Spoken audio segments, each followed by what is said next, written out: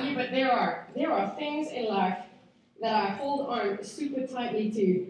You can call them my acorns, if you like. And I risk for them, and I sacrifice for them, and I will do almost anything to maintain control over them.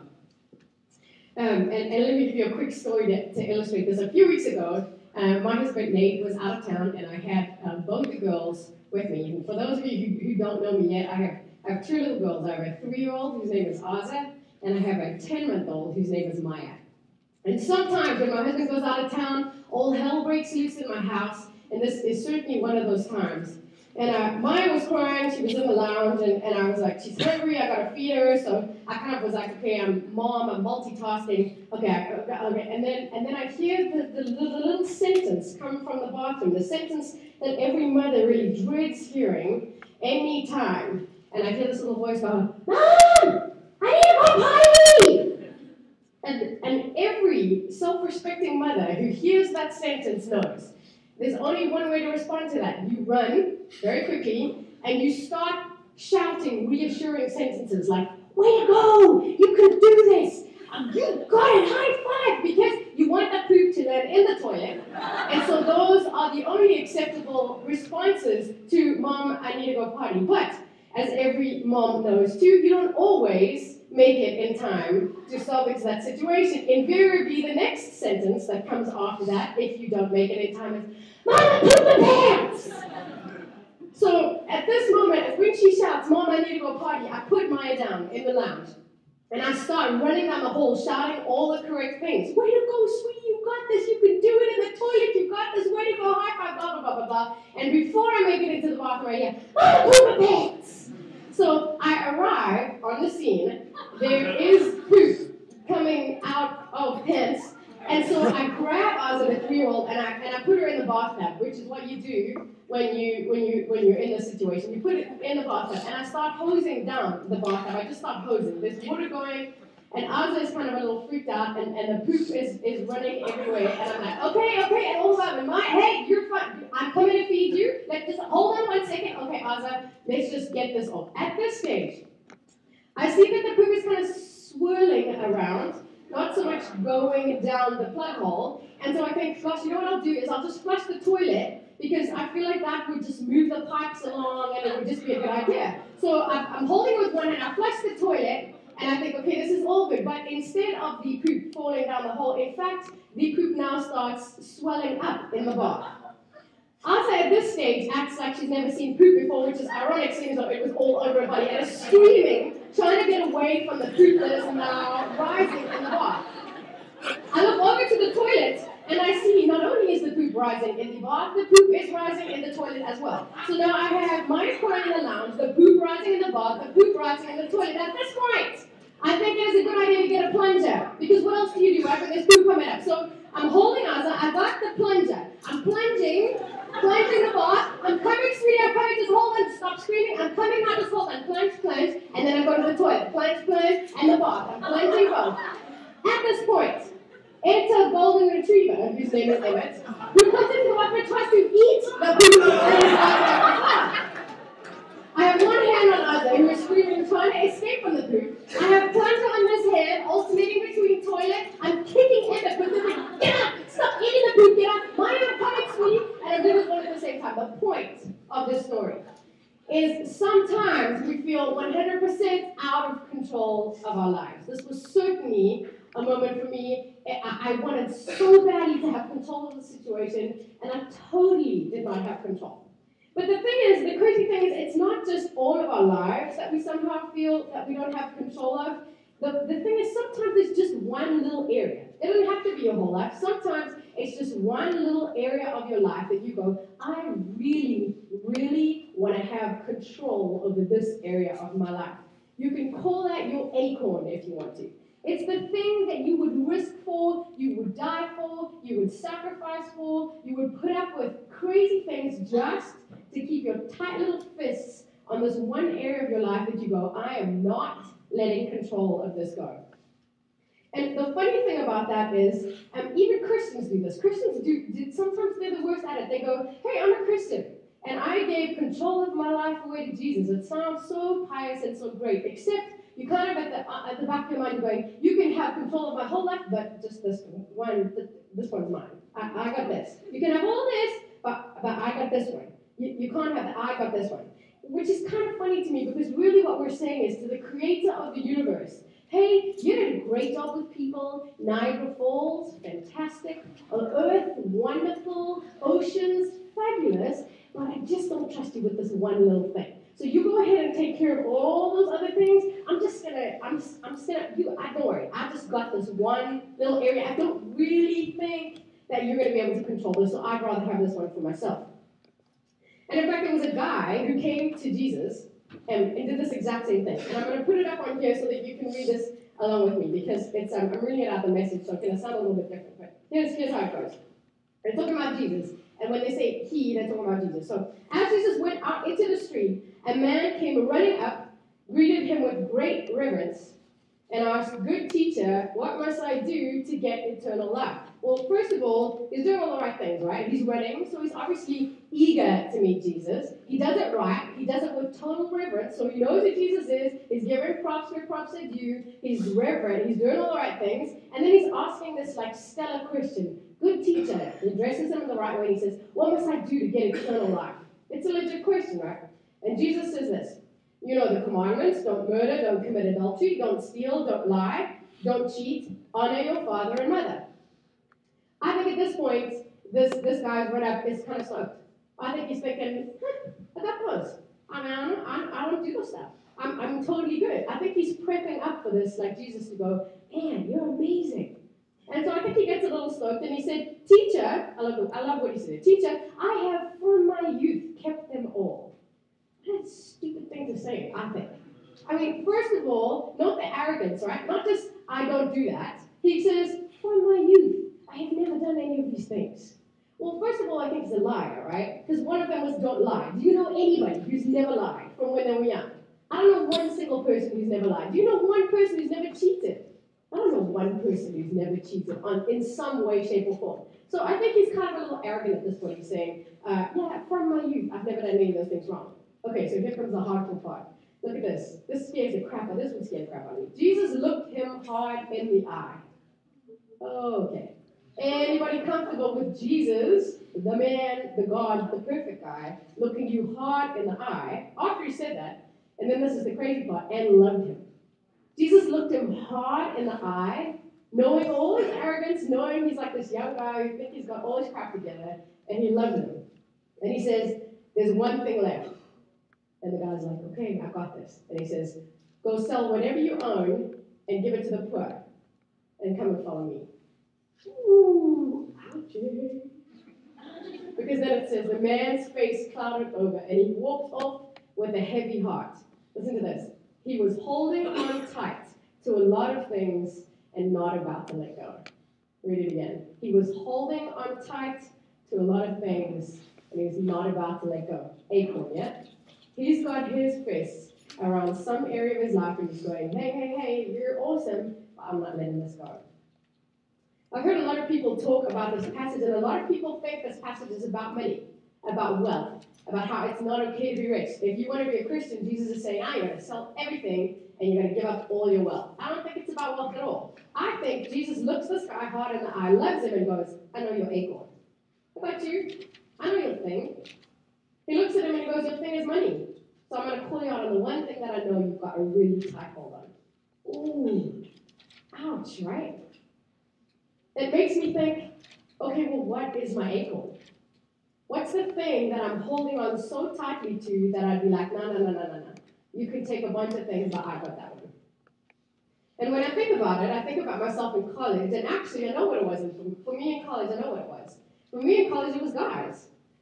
I would kind of say, hey, I'm a Christian, I believe in Jesus, and I'll do all these Christian things, but don't take the guy thing away from me. I got control of the guy thing. I want to handle the guy thing. Because really I was going, I don't want to give that away. I don't trust you with that area. And if Jesus had said to me, looked me hard in the eye, loved me, and said, I want you to give up that whole guy thing. Let me take control of the guy thing. And my face would have clouded over, and I would have turned my back just like he did and walked away. Because I would have gone, no, I'm not giving up control of that one. I don't trust you with that one. And now when I look back, I go, dang it. I wish I had. Because if I had known that Jesus had mate waiting for me, I would have had no issue giving up control of that area. But because I don't have enough faith in the fact that he cared for me, trusted for me, and had a plan for me, I was like, nah, I got this. And because of that, I made some really dumb mistakes. So what is your acorn? I wonder if, Jenny, it's unforgiveness. It's like refusing to forget that comment that someone made years ago that wounded you, and you hold on to it, and you hold them captive, that comment that you won't let go. Or I wonder if Jesus is going, Tim, it's sex for you, then you won't let go of it. Or if you're saying, Jess, it's caring much too much about what other people think of you. You won't stop caring about what people think of you. Or Brett, hey, it's good grades and success. You're so zoned in on this whole college degree thing and what you're going to be and how much money you're going to make and how fast you're going to make it. And you just won't let go of that area of control. Or Lisa, what it's about, obsessing about what you wear and what you eat and how you look and how attractive you are. You're like, hey, I can give you everything else, but I control what I look like. You're not going to control what I look like. I'm not going to look like her. I'm going to be in control of this. Or Kyle, I wonder if it's every guy's battle, it's pornography. You don't tell anyone about it, or a few guys know about it, but you're like, no, look, I don't have a lot of vices, let me just hold on to this one. But you got it tight, right? You got tight control over it. And in fact, your fist is so tight on that acorn because it makes you feel stronger, right? To hold on to something makes you feel strong. And to surrender doesn't make you feel strong at all, in fact, it makes you feel weak. I grew up in South Africa during the 80s when apartheid was still very much around. And we used to watch the freedom fighters. There was news coverage always of freedom fighters. And freedom fighters always had a fist. It was always like this. And any kind of strong movement is like this, right? You always see pictures of people standing like this. Because this is like strong. I mean, you feel strong when you stand with your fist. You actually feel like, there's some strength in it. Tell me what you look like when you do this. Oh my gosh. What is it? There's no strength here, right? Okay, do it. Put your hand up in a fist, do it. Put your hand up in a fist. It's a pretty strong feeling, right? Okay? Okay, now let go. Do this. How'd you feel? Maybe a wave. Maybe I'm at church, I'm worshiping. Maybe I'm dancing. It doesn't feel strong though, right? And it's the same as when you pray. Have you ever tried to pray like this? You ever tried to pray like this? Very hard to pray like this. Have you ever tried to pray like this? Oh my gosh. Changes the whole game, right? Because praying like this is like, I still got some. Praying like this is, I got nothing. It's a very vulnerable feeling. And the crazy thing is, about Jesus is, he comes to subvert the norm. A lot of times, turn things upside down, the weak are strong, he says. And those who are lost are going to be first. And there's strength in weakness. And if you want to find your life, you have to lose it first. And this is the same. Surrendering shows the greatest amount of strength. I want you to think about your acorn for a moment. And now I want you to ask yourself this. Why? Why can't you let it go? What is it inside you that makes you go, look, I'm okay with a bunch of things. Can I just keep this one little thing for myself? I don't want to let it go. Why is it that we can't let it go? Why? Isn't that fascinating to you? When I start to think about it, I go, I've got to think about this because there's some areas in my life that I don't want to let go of control of. And let me suggest to you that the reason is that you're scared, and so am I. I think it's fear. I think fear drives us to hold on to control of those areas of our lives. We're scared that God's plan is not big enough, or he can't handle it, or it's not going to make us happy. Or you want to say, like, God, you have no idea how deep this crap is and how bad it is. And if you just ignore it, if I could just take control of this, I feel much more comfortable. I really am a little bit too afraid to give it up. But in response to that, let me ask you this. Do you know what the most repeated commandment in the Bible is? The thing that Jesus says more times than he says anything else in the whole history of the whole Bible. Every word ever recorded that he said, the most often repeated command. Take a guess. Could be like, love other people, right? Or honor your father and mother. Or honor me above all. So how about this? Give me the most glory. That sounds pretty legit for a command, right? It's not any of those. The most repeated command in the whole of the Bible is, do not be afraid. Don't be afraid. But you think maybe there was a purpose for that? Like there's something in that? He says it over and over again. Stop being afraid. Don't be afraid. Don't be afraid. To all kinds of people that he comes into contact with for all different reasons, he says, stop being afraid. Jesus looks at you holding so tightly onto that thing that you don't want to let go of. And he says, don't be afraid. Open your palms. Let it go. I got this one and I got you. Do you know how a fox gets rid of its fleas? Like, I realize that there's not a fleas in the United States, a lot of fleas. I'll be honest with you, I have not seen a lot of fleas since I moved to this country, but in South Africa, we have a lot of fleas, especially on dogs. If you find a dog, if you go on the Mexico house building trip, you will probably see some fleas. Dogs in South Africa have tons of fleas, and fleas are tricky little bugs. They are squirmy, they wiggle, they jump. They are really hard to get a hold of. And once you get a hold of them, fleas are really difficult to kill.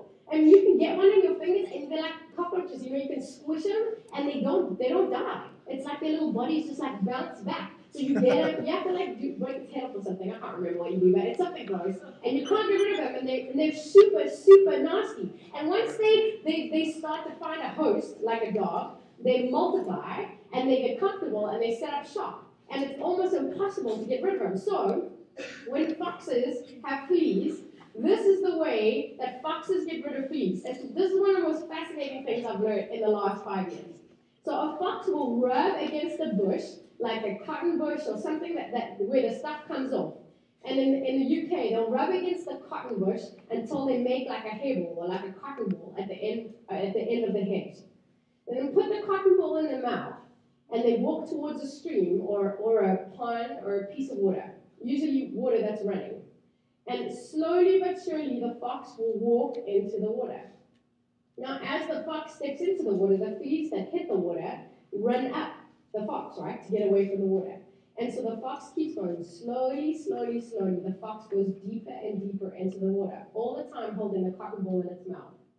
And the fleas, as the water comes up, they run and they run and they run. Eventually, the fox goes all the way into the water until just the fox's snout with that cotton ball is sticking out of the water. And all the fleas run onto the cotton ball, and then the fox just opens its mouth. And the cotton ball goes down the stream. Isn't that crazy? That's brilliant, right?